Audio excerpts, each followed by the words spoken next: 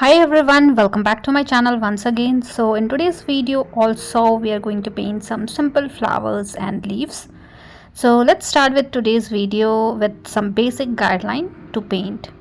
So with the help of pencil you can define your direction for the flowers and what kind of leaf you needed, what kind of flowers and where you want to place these elements into your painting. So those things you can definitely decide with the help of pencil. So I'm creating a string and I need two bunch of flowers. Today we are going to paint some very simple flowers, very tiny in shape, and we don't need much effort to create these kind of flowers.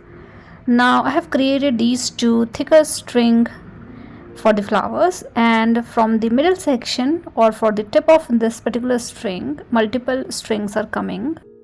Some are little smaller in size, some are bigger in size, so you can have something like this, and then in each string, in the tip of these string, you can paint some flowers. So that's the idea. So you can define these strings directly, or else you can create an oval shape. I think this is easy if you are doing it for the first time. And then you can define some longer string, in between some medium size string, and then some more smaller string. And then we can keep these two things aside, and then you can think about the leaf. I always like to paint something simple. So in this video also we are going to paint some simple leaves, but this time little bigger in size. So I'm creating some bigger leaves like these, very simple smooth leaves, no serration into it. You can define your own kind of leaves if needed, and I'm creating this throughout this string that I have. One thing you can try is you can start with more leaves, and then as you are moving towards the downward direction, because these are hanging flower, you can keep the leaf little smaller in size. So I'm very much happy with the composition, and I'm rubbing unwanted pencil mark. Make sure you're able to see what's going on, and then you can start with the watercolor. So I'm trying to create a green shade. So for the green shade you need yellow and blue. I'm mixing a little bit of red also to make it little darker, and then you can start creating the stem and the leaf area. You can have your own green shade, or else you can directly use whatever green shade available in your palette, and then you can start creating the middle stem. This time I have started with the leaf and stem first, and then we are going to paint some flowers, which is very simple.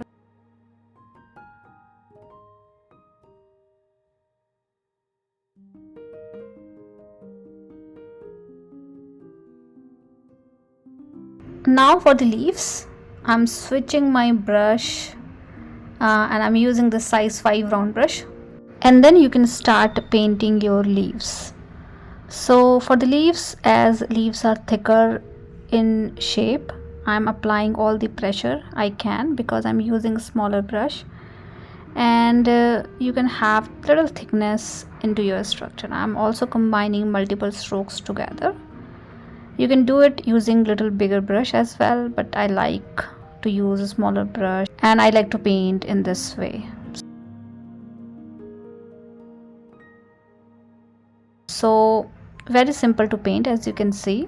Just try to create multiple strokes and combine together, and you can create a little bigger.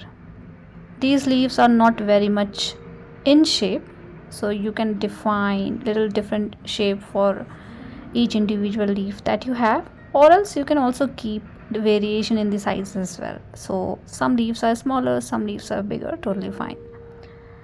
And likewise you can paint one layer with this particular color for all the leaves that you have, and then maybe we can add more varieties of green shade around the leaf area to make it more vibrant.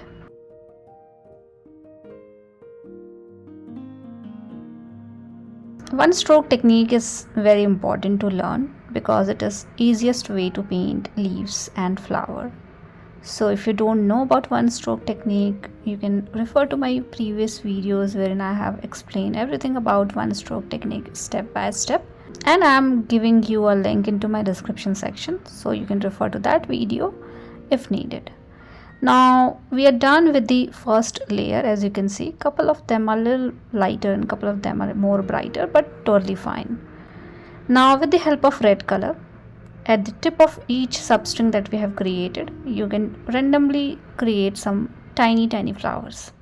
So for these flowers, I'm not putting any effort, we don't have any rules. I'm just tapping my brush a little bit using the tip of my brush to have some rustic shape in a circular form to create a flower kind of shape.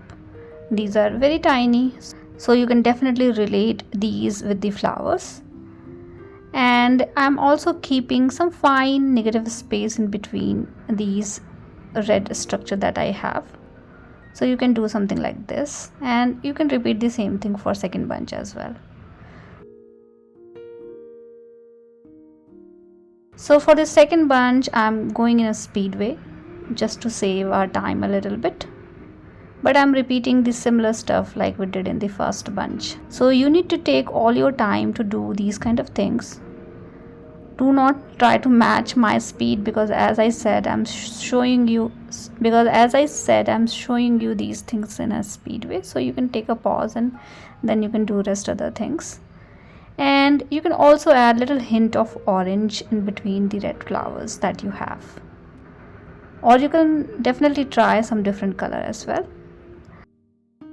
Now I'm mixing more blue into my existing green shade that I have, and I'm adding one more line around the main stem that I have, because I need more darker color and little bit of pattern and structure as well while creating these lines.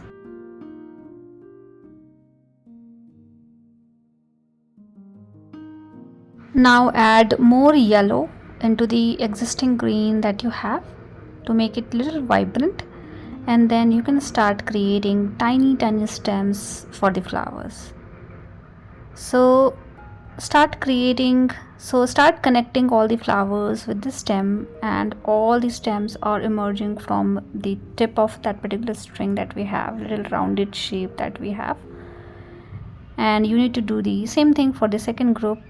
So nothing fancy as such, keep adding these strings in between. You can also have some green element like tiny leaf kind of shape, that is also fine, but I'm not doing it. I'm simply creating some strings for all the flowers that we have. Some are smaller, some are bigger, and you don't need to create these string going through the flowers, so avoid that mistake. And that's it for the flower. Now we can do some extra shading and detailing for the leaf area. I'm lifting a little bit of green color from the flowers, and you can add more flowers if needed. So I'm adding little extra flowers in between. Now we're done with the flowers. Now let's switch to the leaf again. So with the darker shade, I am going around the edge, creating some pattern to make it look like these are folds for the leaf, and this is the easiest way to paint something like this. So in this way we can have some variation in the color, and we can also have some folded pattern. So you just need to go around the edge of the leaf, and you can create some triangle kind of pattern to have folded structure. If not, you can definitely get some texture and some color around the leaf area, which makes your leaves more interesting.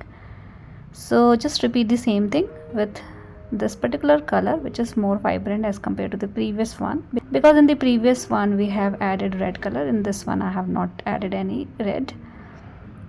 And if you want, you can also have middle line. You can also create some vines as well, which we usually see into the leaf area.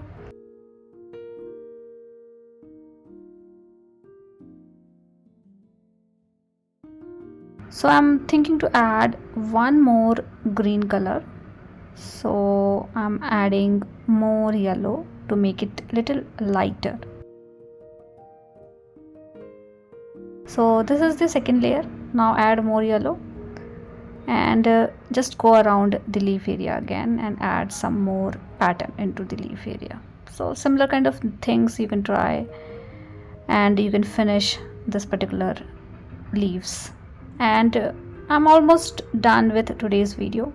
I hope this video is easy and simple and interesting to follow. And please do let me know if you have any kind of feedback for me, and thank you so much for watching. See you all in the next video.